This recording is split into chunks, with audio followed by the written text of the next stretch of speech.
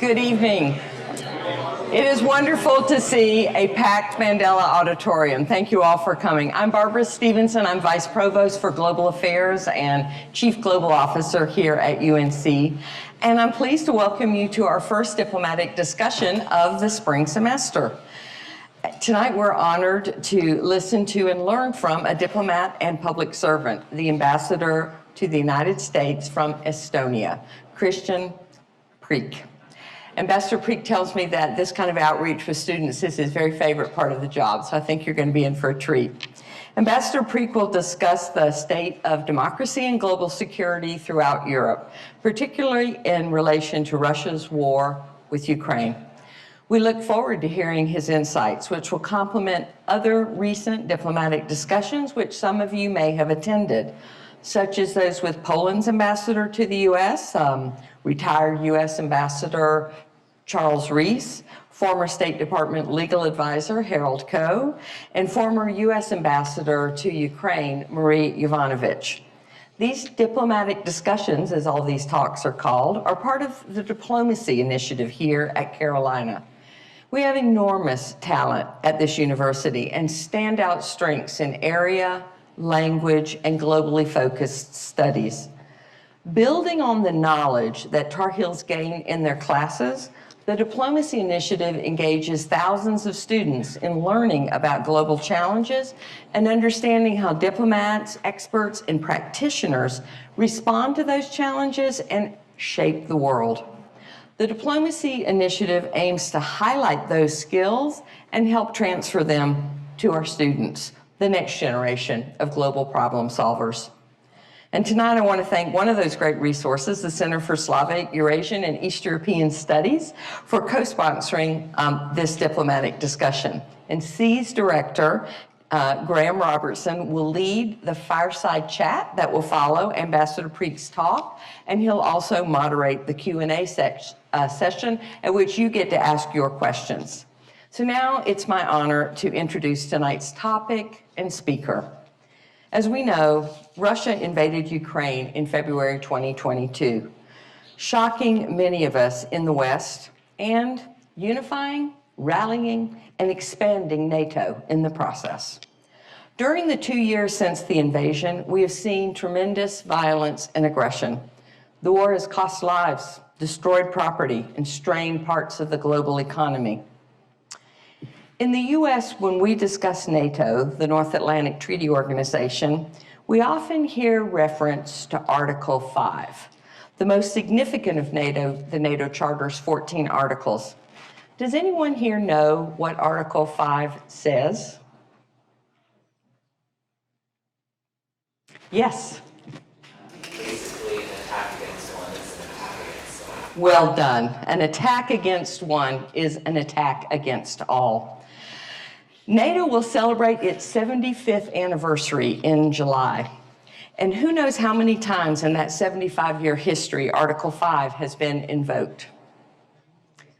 Yes, sir? Just once.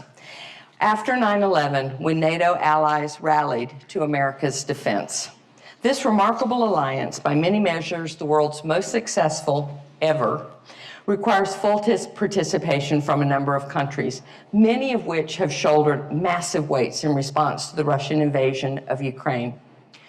Estonia is decidedly one of those countries. Estonia per capita is the world's leading contributor of military aid to Ukraine, and it's the third highest recipient of Ukrainian refugees. Unquestionably, Estonia has been at the forefront of the effort to support Ukraine. Ambassador Preek plans to share with us why Estonia and the United States and all our allies should remain committed to protecting democracy and the rule of law. Ambassador Preek is uniquely qualified to lead this discussion. He has served as Estonia's ambassador to the U.S. since May 2021. Previously, he served as the permanent secretary of the Estonian Ministry of Defense, with responsibility for the Estonian Defense Forces, the Estonian Foreign Intelligence Services, and the Center for Defense Investments. In addition to the Ministry of Defense, he also held roles with the Ministry of Foreign Affairs, working on NATO issues, the Estonian Government Office, the Estonian Embassy in Washington, D.C., and the International Cooperation Department, think AID, in Tallinn. Preek earned his master's degree, and I'm proud to say this, from the U.S. Army War College, and a bachelor's degree from the University of Tartu in Estonia. We are so grateful to have him at Carolina tonight. Please join me in extending a warm welcome to the Ambassador to the United States from Estonia, Christian Preek.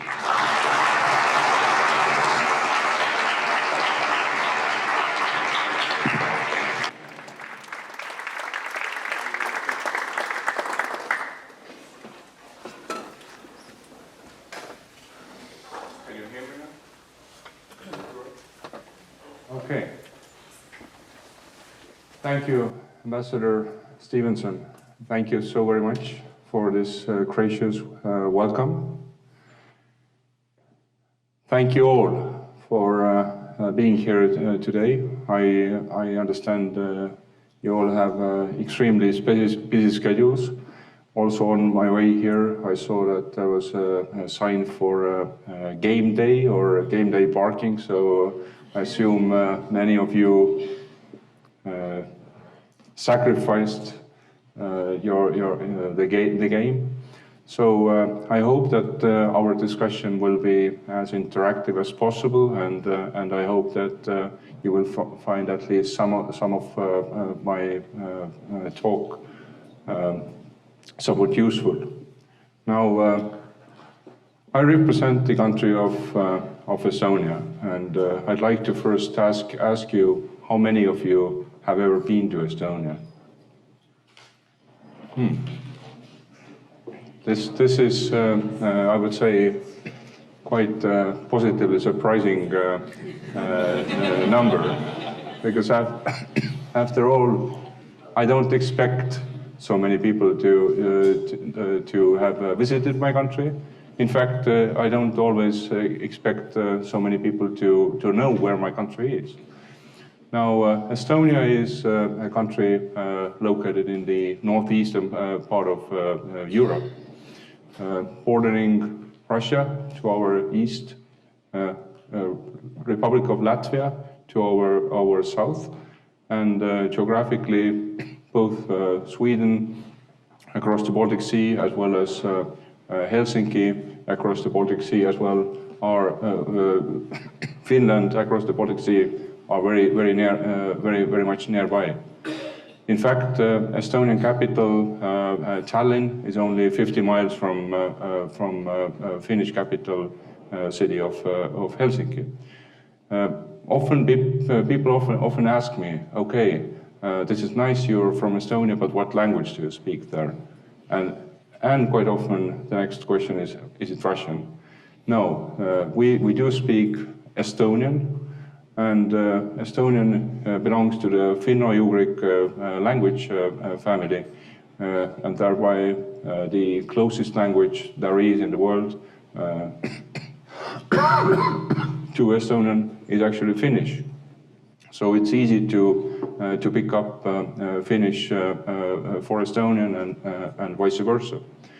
Now, I need to talk about a bit about the history to put Estonia on the, let's say, mental, cultural map to you. Estonia has been strongly rooted in the Western Christian world since the early part of the 13th century. As a result of so-called Northern Crusades, the population of these ancient Estonians were baptized and became Christians. And since then, we can say that when it comes to cultural, educational, trade links, and so on and so forth, the Western Europe or Western Central Europe has been dominating in our contacts, just as the Baltic Germans were dominating as the landlords in Estonia, and the Estonian different cities belong to the medieval political and trade construct called Hanseatic League, which was in a way a precursor to European nowadays European Union. So even when different crowns claimed Estonia as their, including Danes or Swedes, or since the early part of 18th century, the Russian Empire, the dominant cultural, educational, religious, very importantly, and trade links were with the Western and Central Western part of Europe. Now, Estonia became independent in 1918, when Estonia was one of those nations that was able to break free from the empires that had hard time after the First World War. So the four dominant empires, the German Empire, the Austro-Hungarian Empire, the Ottoman Empire, and Russian Empire that broke up, or broke up after the First World War. Estonia was able to become independent, but only after we fought a war of independence with Russia. And in 1920, Russia officially recognized our independence and sovereignty, promised to and declared in the peace treaty to recognize our independence in perpetuity. But unfortunately, their patience ran out or perpetuity ran out in 20 years. So as a result of events surrounding Second World War, Estonia lost its independence. And the Soviet Union came in Soviet Union occupied and annexed Estonia in 1940. The Soviet Union left only in 1991. So 51 years, Estonia factually was occupied and annexed. However, very importantly, United States and its main allies and partners never recognized Estonia as a legal part of Soviet Union, never recognized the occupation and annexation, as a testament of that, Estonian embassy operated, was open, and the diplomats communicated with the United States government throughout the Cold War time. Now, I had to tell you this story to kind of put Estonia in the political, cultural context and on the mental map. What I'm trying to tell you here is that Estonia has historically been part of the political, cultural, religious West, and the Cold War occupation time was just an anomaly. Now, we became independent in 1991. That was fine, but we were incredibly poor. We had to start from scratch, building up our country, building up our economy and our government. The good news is that we have really succeeded. It's been I would say, a miracle project where certainly Estonian people, hardworking Estonian people who have sacrificed so much to catch up with the rest of the world, to catch up with where we left off, let's say, in 1940. Because shortly before the Second World War, Estonian and Finnish GDP, for example, were approximately equal. Estonia even a bit ahead, I believe. After the occupation, Estonia's GDP was 3 times lower than the Finnish, so we had to catch up. So Estonian people made great efforts to work and to integrate our country and our society with the West. But now I come to the really important part. This would not have been possible without great friends, allies, and partners. So whenever someone starts to doubt the Western ability to be a force of good, to change the lives of people for the better, to positively reform societies, please point them out the Estonian experience. Estonia certainly is a success story. Today, you can easily find Estonia in top of different rankings when it comes to all things, many things positive. Rule of law, media freedom, ease of doing business, world best tax systems, the access to internet, low or no tolerance to corruption, and so on and so forth. And I'm not here talking about Estonia doing well and being, I don't know, 58th place in the world. I'm talking about being among the top 10 countries in the world in most of these cases. Again, this is thanks to the fact that not only Estonian people worked hard, but also because we had the community, the Western community that was there to support us, to advise us, and sometimes even if we were a bit stubborn and wanted to do things our own way, never lost trust and patience with us.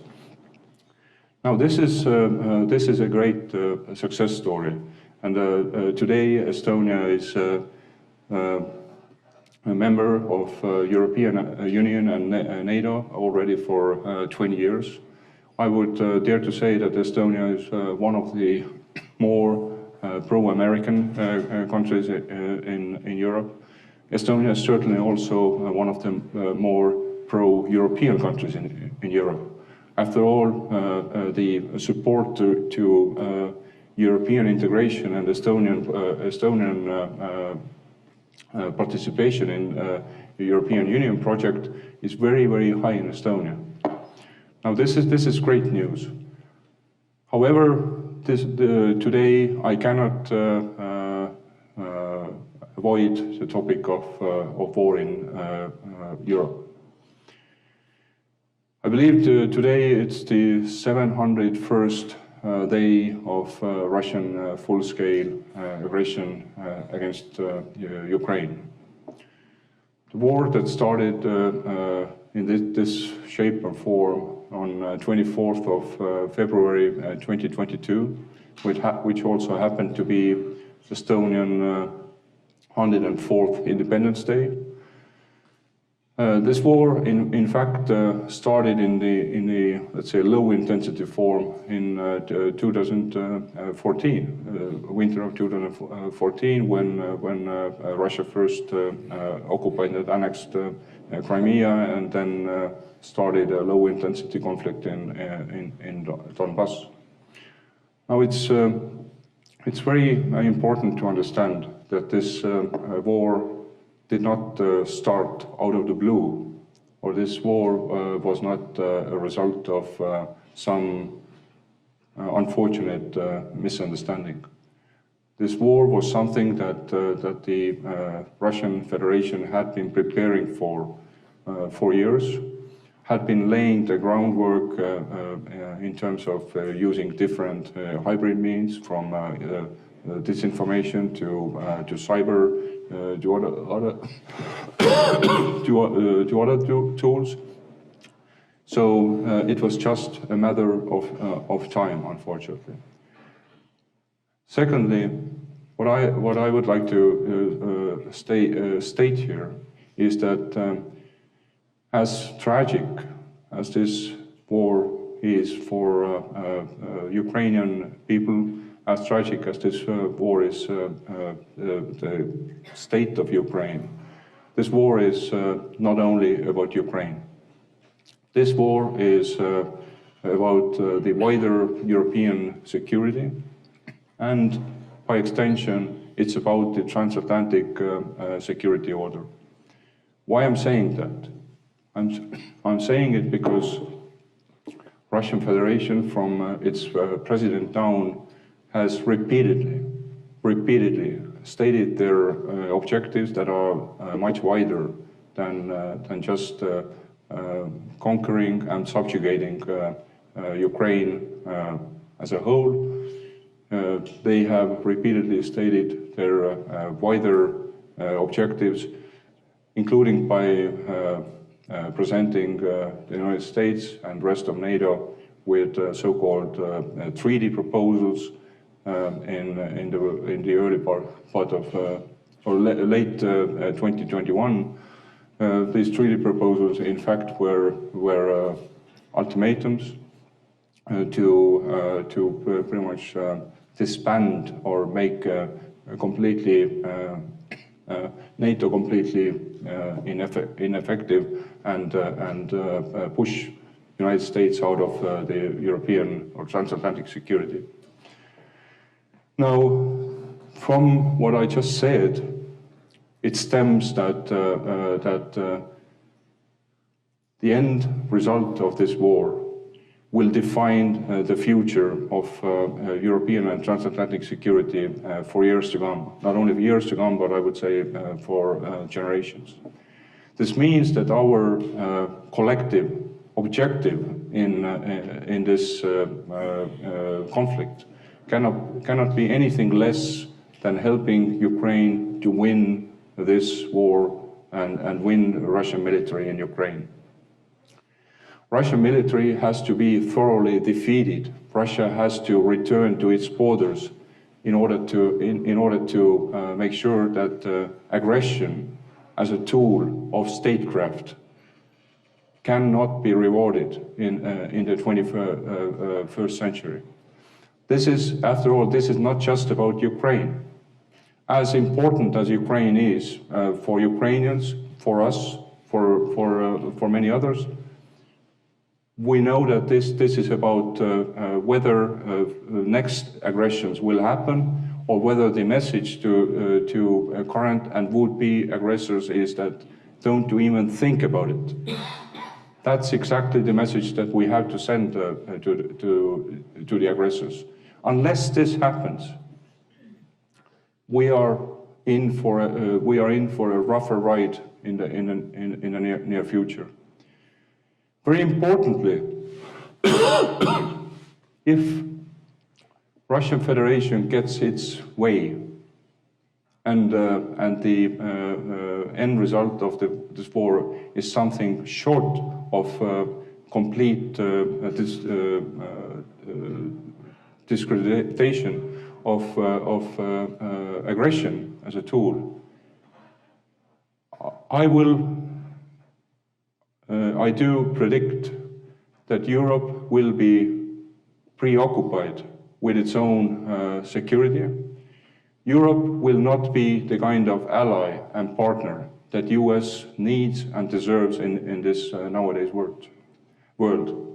Now, it's very important to understand that even though these days there are many who claim that European and US relationship does not have the relevance that it had in the past, today, it's very important to understand that this is a serious underestimation of the nature and the I would say the size, magnitude of this relationship. Talking about economy, there's approximately 16 million jobs altogether on both sides of the Atlantic that are dependent directly from the transatlantic trade and investment. More than 60% of US global investments to the rest of the world And equally, more than 60% of European investments to the rest of the world is going to Europe and America, respectively. American companies in 2022 earned profit from Europe 2.8 times more than from whole of Asia, and 48 times more than from China. 48 of 50 US states have the most significant or the largest trade and investment relationship with Europe rather than with any other part of the world. I hope that these examples, which come from U.S. Chamber of Commerce's superb transatlantic economic review, these examples convince you that the kind of relationship that there is between the U.S. and Europe is something that is really about our collective jobs, our collective prosperity, our collective prosperous future. But this is not only about jobs and economy. This is certainly about political cohesion and global political power that we hold. Europe absolutely needs America when it comes to future progress, when it comes to Europe being not strong only globally, but also Europe being strong and cohesive in Europe. But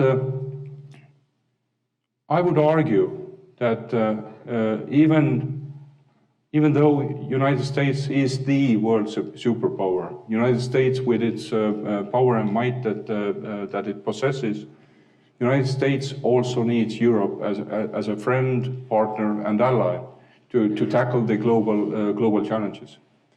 I would argue that U.S. cannot tackle these challenges that are related to, for example, sustainable and effective transmission to the transfer energy transformation alone. United States cannot tackle the challenges that are related to increasingly aggressive China alone. You need Europe for that, just as Europe need America for tackling its own challenges. So if we do it right, if we help Ukraine to win this thing, then we are in for a much better future. Not only is Ukraine more secure, not only will Europe be more secure and stable, but also this will help us together to challenge to take on the global challenges. Now, as a final thing, you may ask, okay, you come from Estonia, you come from a small country. It's easy to say all these things, but what Estonia has done?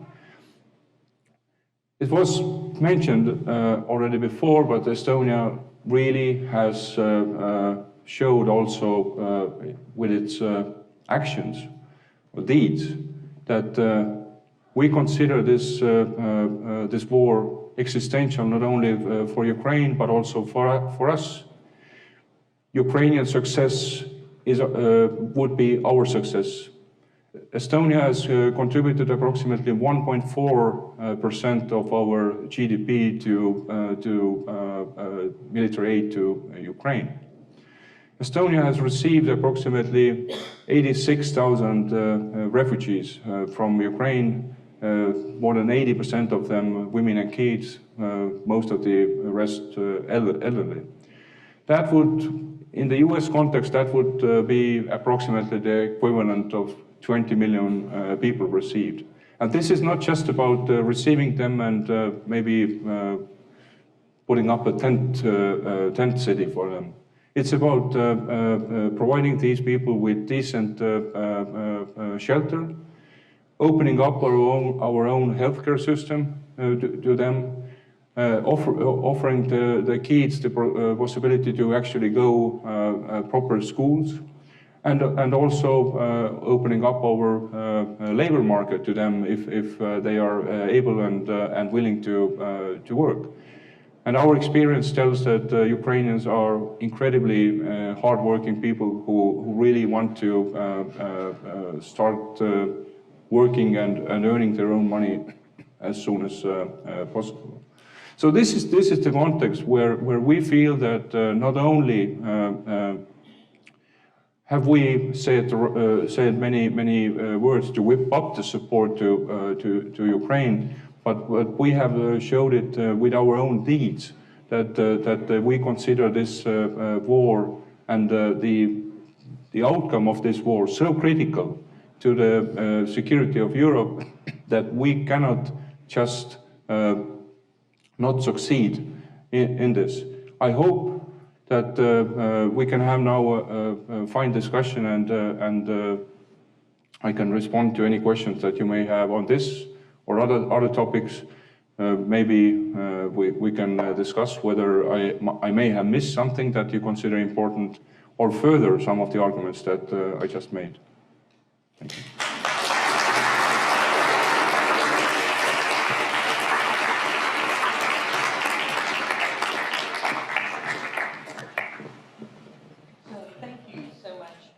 Ambassador Preek, for your remarks.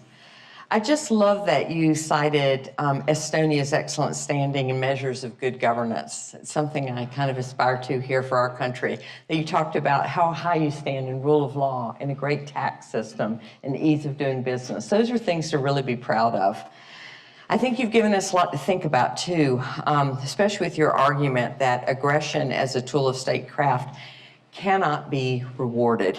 And that idea that if the Russian defeat is qualified or incomplete, that Europe will be preoccupied with its internal security and then really not be able to fulfill its full potential as an American ally. That's a very good diplomatic pitch, I just want to say, as one diplomat to another. That really tied it back to us. So we've already got Graham Robertson on the stage. We're going to do a fireside chat now. Then we're going to go into Q&A. And as I mentioned earlier, Graham Robertson is the director of the Center for Slavic, Eurasian, and East European Studies, which is one of the 6 Title VI National Resource Centers that we have here at Carolina. Robertson is a professor of political science, and his work focuses on political protest and understanding public support for authoritarian regimes. His recent book, Putin versus the People, which is a great read, has positioned him as a sought-after speaker and a leading expert on Russian public support for the war against Ukraine. Among other noteworthy achievements, Robertson is a frequent collaborator with the Diplomacy Initiative, and he's going to join us for next week's diplomatic discussion, which is going to be a new twist on this. We're doing a live podcast recording, so it'll happen right here, January 31 at 5:15. So come here and be part of that. We're so lucky to have Graham with us tonight, and I'd ask you to join me in thanking Ambassador Preek for his comments and welcoming Graham Robertson to the stage.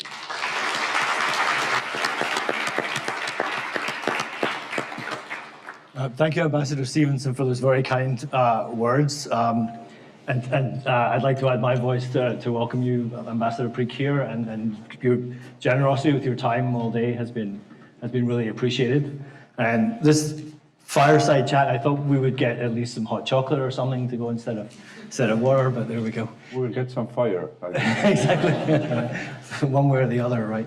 I wanted to start off by talking about Estonia, and a number of our students have been to Estonia, but it's not necessarily one of the better known countries. But when you use the expression miracle to describe what's happened in Estonia over the last 30 or so years, I think that's the right word. It really is extraordinary. If you go back to thinking the kinds of conversations we were having about Estonia in the early 1990s and where it's ended up now, I think miracle is exactly the right word. And I wanted to give you an opportunity to talk a little bit more about some of the things that Estonians have achieved beyond the governance issues that you mentioned specifically, but Estonia is world famous actually in the tech sector and for its achievements in education.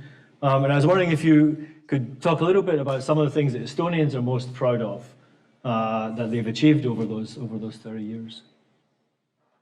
I guess that's absolutely great way to kind of formulate the question or frame the issues that are important.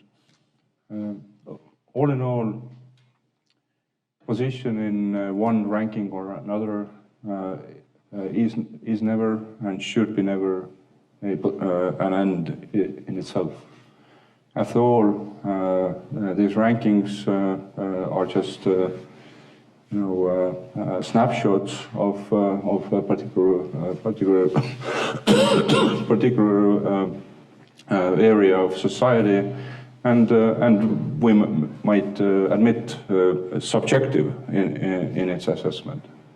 But what is important is that after all, we're not running the country for the rankings, but we're running the country for the people. Or Estonian people are running the country for their free, prosperous life with brighter future perspectives for their kids.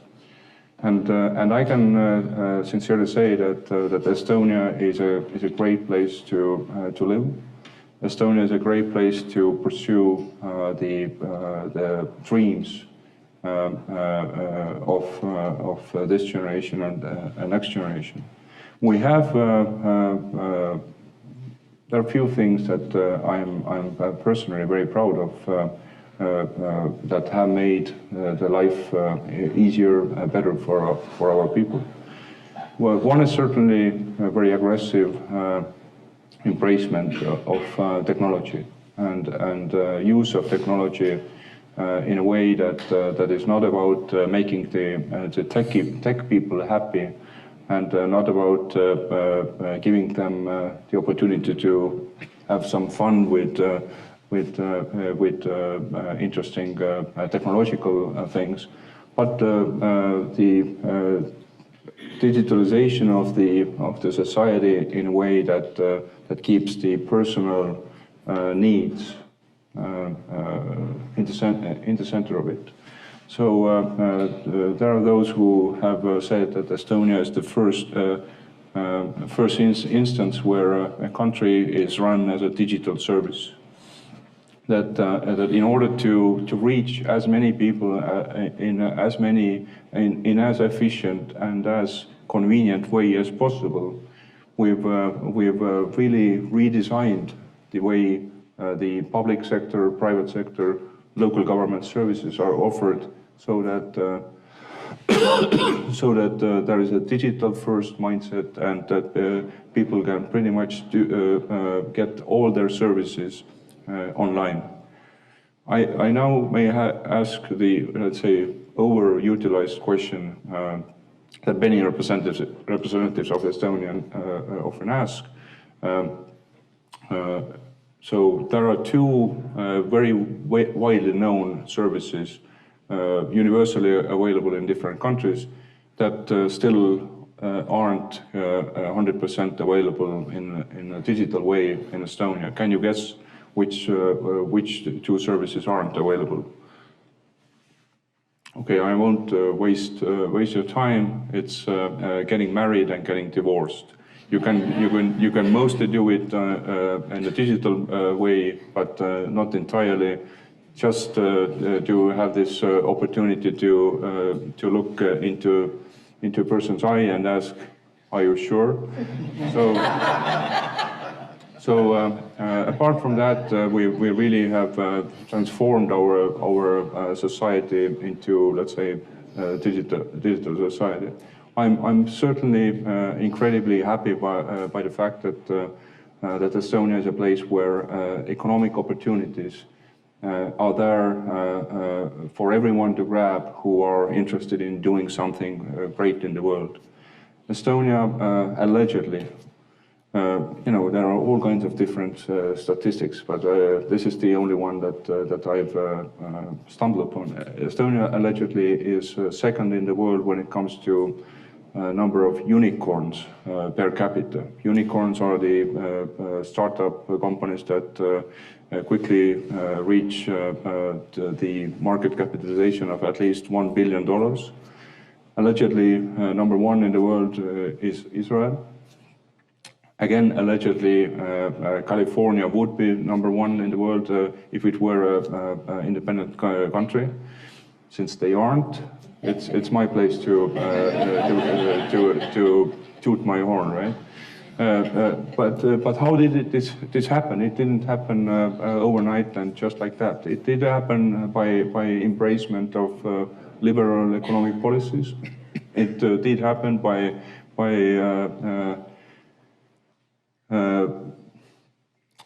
strong economic educational policies, where the computers were introduced in the mid-1990s wholesale in the schools. So programming was something that was endorsed. Kids started to often program earlier than they started to properly write. And of course, success creates success. We had this small boutique company called Skype that was the lucky marriage of Scandinavian money, entrepreneurship, and Estonian brains and programming skills. The Estonian software engineers who made the software part of Skype possible became incredibly rich when Skype was bought. But I think this was a very strong signal of belief, trust in our future and in our society's capability to further develop, that they never took their money to some exotic island to buy villas and yachts, but they rather decided to see whether they can repeat success. So I believe we now have 12 unicorns born out of Estonia. Almost all of them have some element of, let's say, Skype in it. So this was a quite great textbook case where success again recreates success, and people who at one time get the sense of working for a multinational, dynamic company that does big things.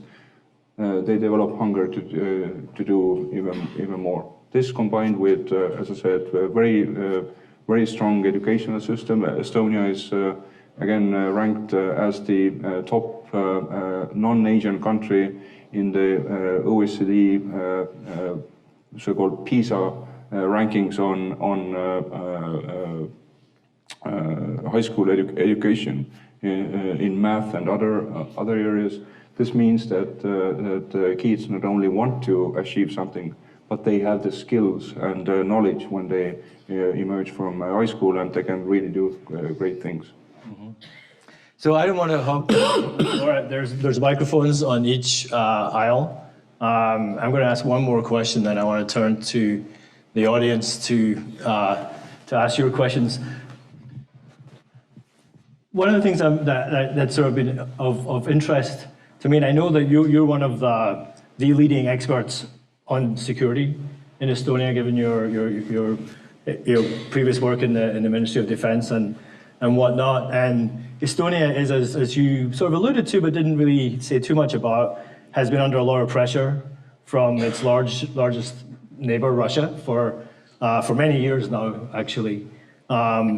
Psychological pressure, information warfare, cyber attacks, all sorts of pressures that have put a big strain, I imagine, on Estonia's capacity to defend itself.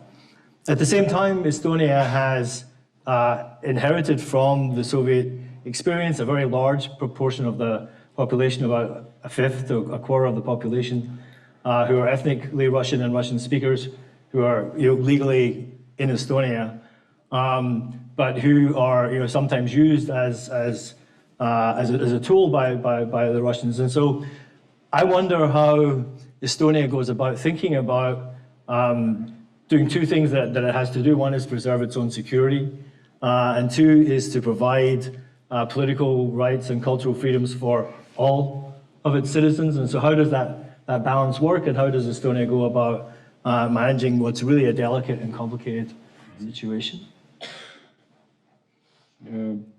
Look, Russia is not something new that just happened overnight as our neighbor, but something that has been there forever. So in our case, since mid-11th century, we've had approximately 70 invasions or attempts of invasion from the general direction from the east, from the current territory of Russian Federation.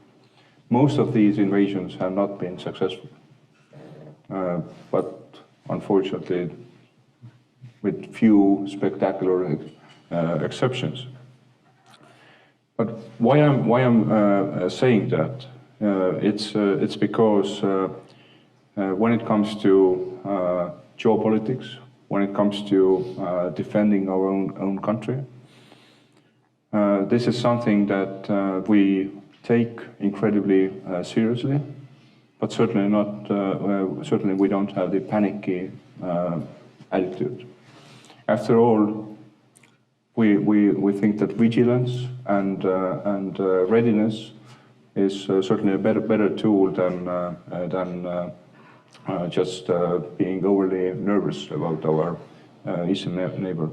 Now, Estonia, as I mentioned before, is the member of NATO, and I have a very strong conviction, which comes not only from the fact that I tend to be an optimist, but also from the fact that I've worked on national defense and security matters for years. I know what NATO looked like 15 years ago. I know what NATO looks like today. So we are, as a member of NATO, we are taking our own national defense incredibly seriously. Article 5, as it was pointed out, is about one for all and all for one, basically. But there is also incredibly important Article 3, which requires every member state of NATO to make all the necessary preparations to have the kind of defense capabilities necessary to defend itself and to support the collective defense effort. The NATO agreed level of defense spending is 2% of GDP. Estonia this year intends to spend more than 3%. So 2 is the agreed level, more than 3% right now. And the Estonian government has committed to at least 3% of GDP level of defense spending for at least next 10 years. So we have a very strong attitude of readiness, of taking care of our own backyard before going to ask from allies for the help. But I can assure you that we have superb allies. Even if these days I won't use this old saying that fighting with allies there's only one thing more difficult than fighting with allies. It's fighting without allies, right?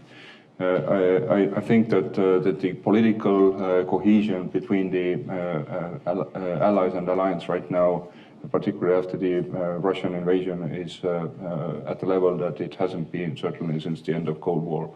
Now your other question about let's say societal cohesion and the fact that there is a large portion of our society that is whose, let's say, preferred first language is Russian. Firstly, this situation has significantly, let's say, developed since the start of the war in Ukraine. Again, as I mentioned, more than 6% of our current population is now refugees from Ukraine.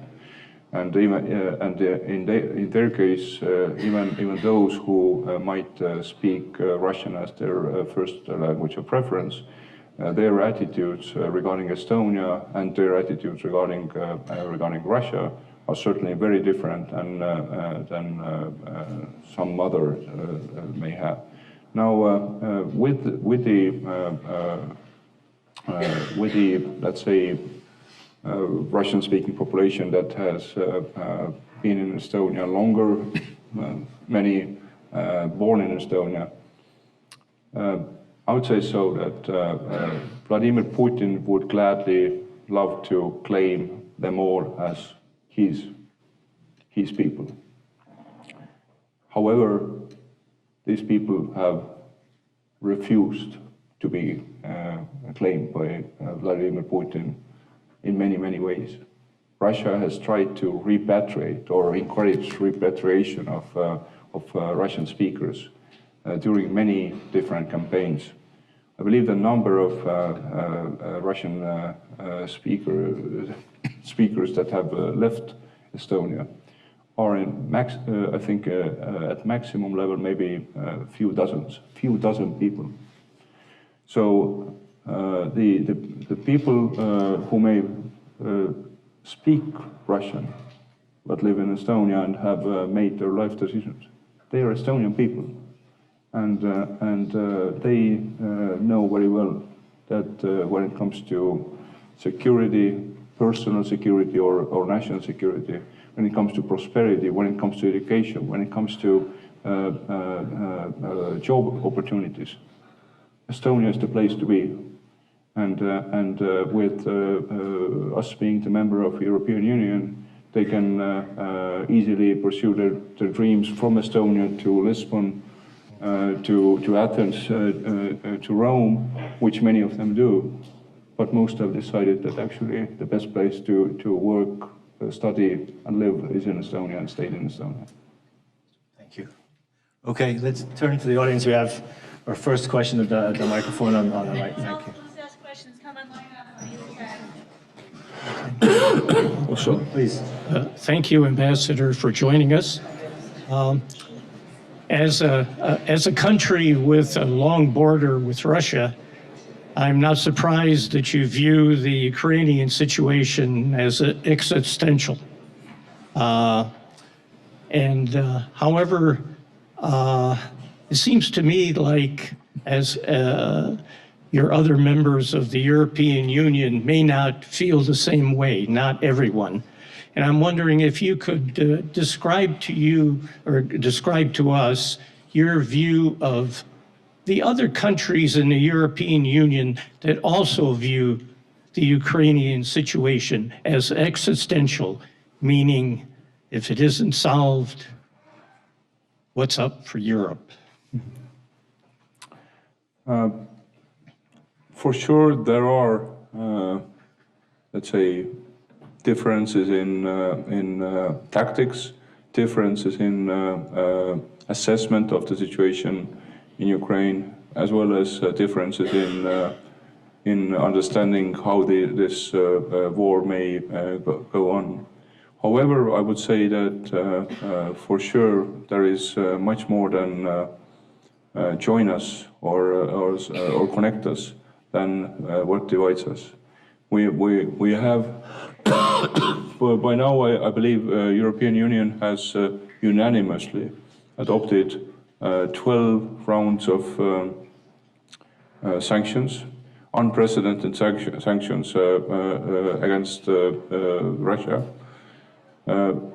More is needed, though, and we are working with more sanctions. By now, European Union has fundamentally changed its approach to military assistance to other countries, and has given unprecedented military aid from European Union coffers, so to say, to Ukraine. And this will continue. Very soon, I'm sure there will be good news about the European Union releasing another major batch of support to Ukraine. It's important to acknowledge or note that European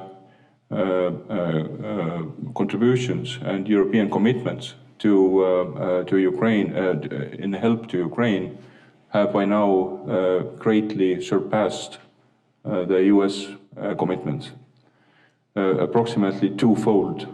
Europe is actually bigger. And of course, this is a European war in Europe, so Europe has to step up.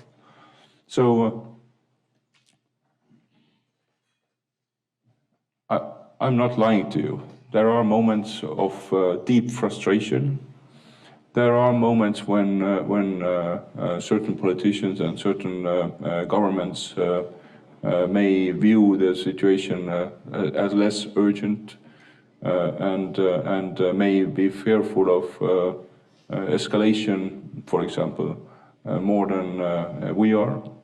But at the end of the day, I think the track record has been pretty good, and I don't see Europe really turning back from a very strong position of supporting Ukraine. We have a question. I actually can't see the time from here, so someone's going to have to tell me when we're right. So we'll take two at a time.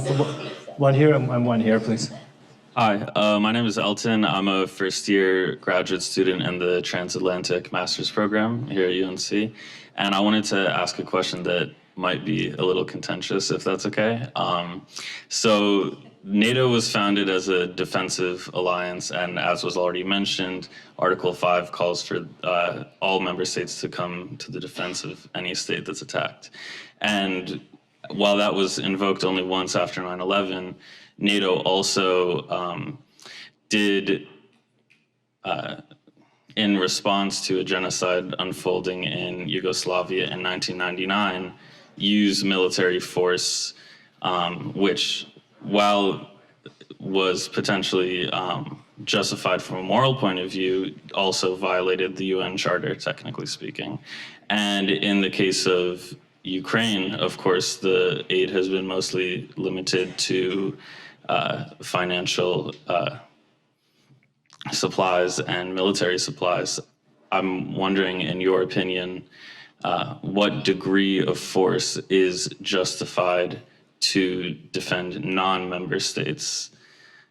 Okay. And while you think of that, we'll take one more from this side, and if you could make it short, that would be super. Well, thank you so much. As one of you member of Ukrainian communities here, thank you so much for talking, and thank you so much UNC leadership for hosting such a wonderful session.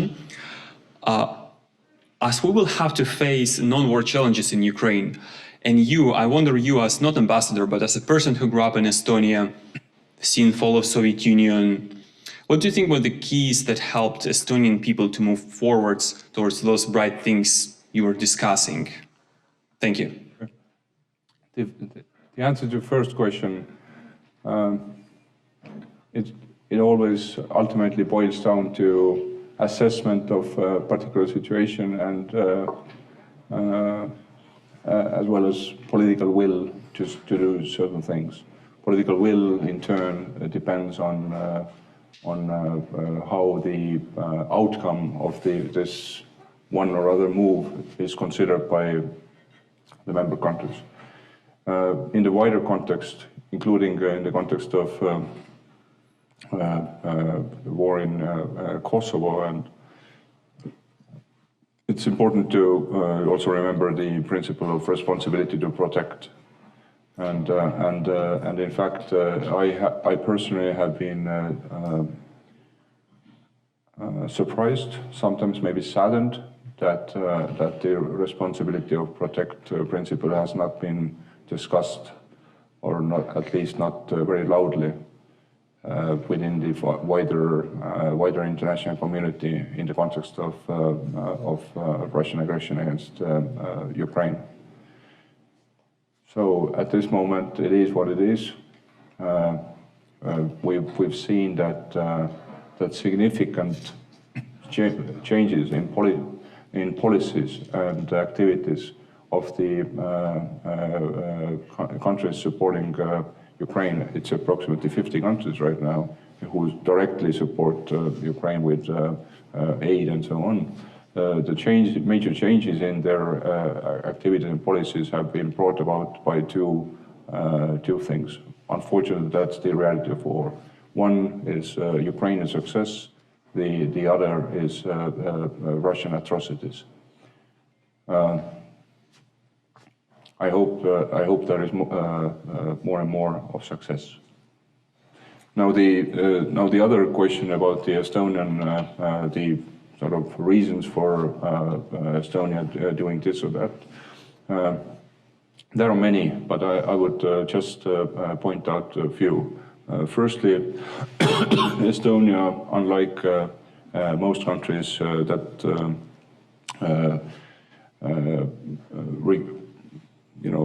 emerged independent after the Soviet Union collapsed, we had actually still the institutional and generational knowledge of how to run an independent country.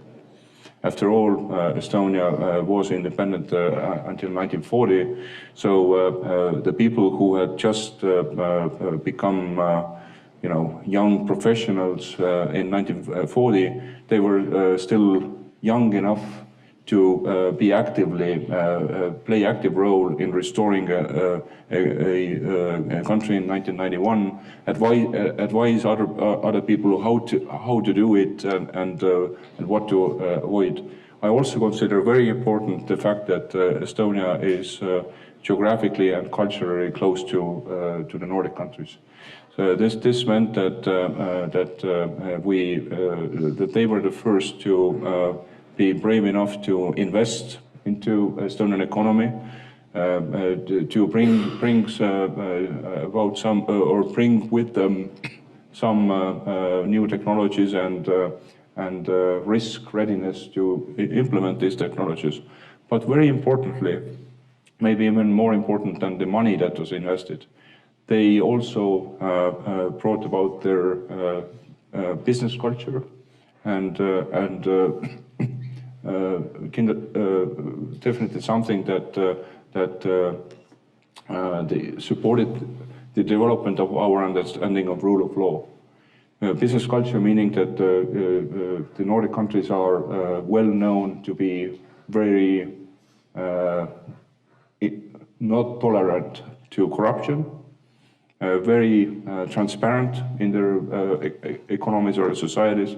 And this, I think, is a much larger impact, positive impact that they brought about than just the dollars or euros that were invested.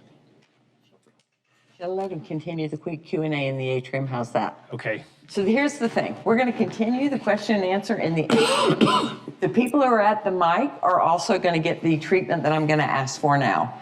We're going to have pizza in the atrium. I'm going to ask you, if you're not in the mic, to remain seated to give Ambassador Preek and Ari Limik, his press and cultural attaché, a chance to come out and get positioned so they can be part of the reception as well. Before we wrap up, though, I wanted to say a big thank you to all of you for coming. This was really kind of glorious.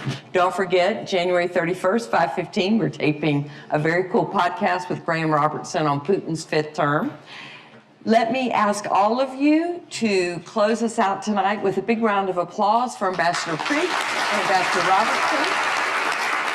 And now we'll get you to go ahead and Fran, we'll get you guys to go on out so you don't get trapped here. And Ari with him, and I'll come out with you.